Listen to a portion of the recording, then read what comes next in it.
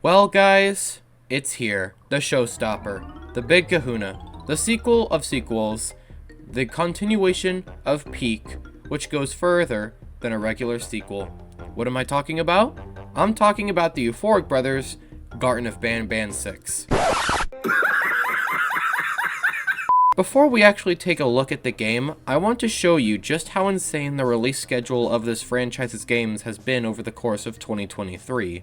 In this video, I'm going to be breaking down and explaining that release schedule in a simple fashion, and then after that, and only after that, shall we dissect the game itself. So for now, brace yourself to overcome the impossible odds as we begin to challenge the strength of Garten of Banban 6. 12 months ago, all the way back in January, the next YouTube content farm was just around the corner. It was a shock to all of us that it arrived out of nowhere, but under our noses released a game that would forever enrage the indie horror community, Garten of Banban. A short and simple game that was hated in the unironical sense.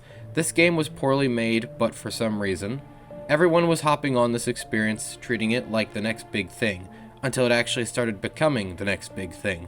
So with its rampaging success, Garten of Banban 2 released in March. And was it better? No, absolutely not. Despite the game having so many new things to offer, it was still a garbage game. Not only was 2 $5, which is not worth the price tag, it was ridiculously drawn out and boring in some sections. The Euphoric started receiving death threats on them and their families, which was highly overstepping plenty of boundaries.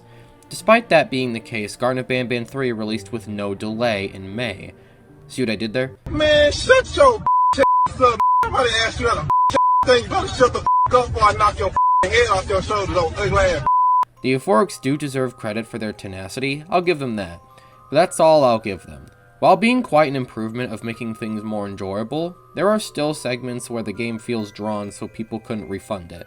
The level of pettiness continues, I see. Things drastically changed, however, in August when Garten of Banban 4 released, with double the price. Despite the people raging about the price tag of $5, changes were not made to it. The game itself felt worse of an experience than 3, but not as bad as 2, with it just being absurd and ridiculous, along with starring a certain cameo that just strips the series out of any dignity it had left. Imagine. Yeah, but what kind of animal makes that? Imagine if fucking Choo Choo Charles. Help me! You're fucking me. You're fucking me. Hopefully everything changes, however, in Banban 5. 6? So apparently the Euphorics decided to surprise us by saving 5 for later, because of it being a prequel. So we play 6 instead for our continuation. So how good is this one? Buddy, just take a look for yourself! There's nothing. Thank you, son. Alright, let's dissect this game already.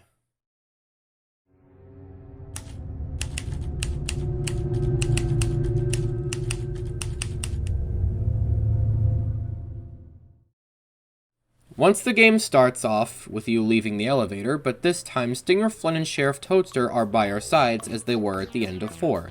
Sheriff Toadster leads us to a safe haven where we are protected from the naughty ones. The creatures freed from Queen Bouncelia when she laughed from Bittergiggle's awful joke. The naughty ones hate the light, and while you traverse in the darkness, you can hear their voices from a distance, saying things like da-da or da-da-do in a childish manner, while giggling like children. The naughty ones are little black slugs with sharp teeth and purple ears. They usually are small, but can sometimes come in bigger size, more on that later. When we reach the lounge of the game, Sheriff Toaster tells us we need to activate 3 buttons to unlock the door to the Queen's Scepter, an item that can be used to imprison the naughty ones once again. We first head to the Introduction Center to encounter a puzzle matching the pattern of the colored chairs and directing the 3 lights activated after this to the whiteboard. While doing this, the jester Bittergiggle shows up again and apologizes for his actions in 4 and says he wants to make up for what he did. Now, I know I never unleashed a bunch of monsters that could eat people onto the world or anything, but I bet that if I were to do that, people would act pretty unforgiving towards me. Just saying. Once the puzzle is completed, we get cornered in a room and a voice outside the door tries to trick us by pretending to be Banban. so we would open the door. Obviously, no one that isn't a child would fall for this, so it wasn't very sensible to why they would go through the effort. So when that was finished, we make our way back to the bay as Sheriff Toadster sees us with Bitter Giggle and instantly turns on us, only to have a naughty one come out of nowhere and steal Banbalina. Toadster, being the sheriff that he is, runs after them, leaving the two of us by ourselves. We march onward for the second button in the potentiality sector. We access a room full of my least favorite characters of the game, the prototype jesters. Look, if you genuinely like these guys, then that's fine, but I don't think I can appreciate their existence myself personally. These guys were made by the jester to help create the perfect joke. They never helped with this, and they all turned out like the jester, but worse. None of them are properly finished, and they go insane over trying to come up with something or anything that's remotely funny. These characters never have contributed to the events of the series in any way and only exist so YouTubers can voice them and get their cameos. It's not cool, and it just breaks the immersion of a game with a horror tag. We meet Banban again as we enter a room with a bunch of weights shaped like Banban and Mr. Kebab Man.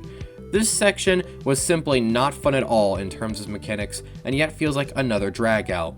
The Banban statues are hard to move to the glowing light on the other ends, and the sounds the statues make when moved is so unsatisfying to listen to. Just want to say this is like riveting gameplay, guys. This is like really good gameplay. Wow, this is so cool. You have to do this 4 times, so it just becomes a dragged out anti-ASMR that didn't need to be put in the game in the first place. When you finish, a tiny naughty one appears and runs through a hedge. A rod can be picked up, and when you do, we encounter the leader of the naughty ones out of nowhere. When the naughty ones were whispering Dada and Dada-doo, they were not referring to us, the father, which is what I was initially thinking, but referring to the leader known as Sir Dada-doo. He tackles Banban, but before he can reach us, Bitter Giggle tackles him from behind. Banban and Bitter Giggle wind up dead looking on the floor, only to keep pressing forward. Then Bitter Giggle appears to help us as if the confrontation never happened. Look, just roll with it. We now enter my personal favorite part of the game, the Naughty Ones boss fight. Bitter Giggle needs to unlock the door by reactivating the switches. However, once he starts the process, the alarm goes off so that the Naughty Ones continuously rush to our location. While Bitter Giggle finishes the job, we, the player, have to use the lights on each side to scare off the slugs that appear on each side of the room, while a giant one from the ceiling can spawn. When that happens, you need to use the ceiling light that needs to be recharged after each use before time runs out. Despite how simple the mechanics were for this one, I actually really enjoyed this segment. It's a bit fun once you get into the swing of things, and it doesn't get old because of the pressure you're under while this bit lasts. Bitter Giggle finishes disabling the alarm, we push button number 2, and we head back while the naughty ones actually laugh at one of Bitter Giggle's jokes. Hopefully that won't lead into any complications. Am I right? Banban is back at the base along with Kittysaurus and Nap Nap. He is locked in a cage from Banban because of his usual actions. Stingerflun gives us another boring speech and another crazy fever dream. Captain Fiddles gets kidnapped, Nap Nap gets run over, and a bus crashes into us. Well, I don't understand why that was a thing. At least it was better than a Choo Choo Charles cameo, because that shit was bonkers, not gonna lie.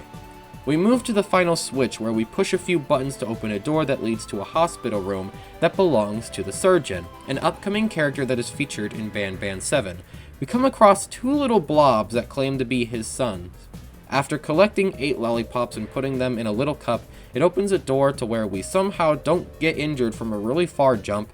Banban is setting a trap for Littlebeak, the baby Opila who mutated in the last game. After setting up speakers and collecting 2 batteries, we fry her up with an electric pillar trap, and as we were ready to leave, she comes back and gets squished back into a baby bird. Littlebeak wakes up and runs off. The best satisfaction I have ever felt from this series, I'm gonna be real here. Once we push the final button, we need to complete a parkour that was actually pretty fun before we leave. Now, here we are. You, the player, Banban, Bitter Giggle, Kittysaurus, and Nap Nap are at the lounge ready to open the big door. Banban frees Nap Nap out of pity. I think we can just trust him not to cause any more issues. The scepter is missing a piece, and Sir Dada-doo and the naughty ones intercept us. When Nap Nap reappears, Banban says, "Hey, what are friends for in a situation like this, right?" and injects him with Givanium, turning him into a huge spider monster. Nap Nap and Dada-doo get into a brawl while we run to the elevator to take us down to the surgeon.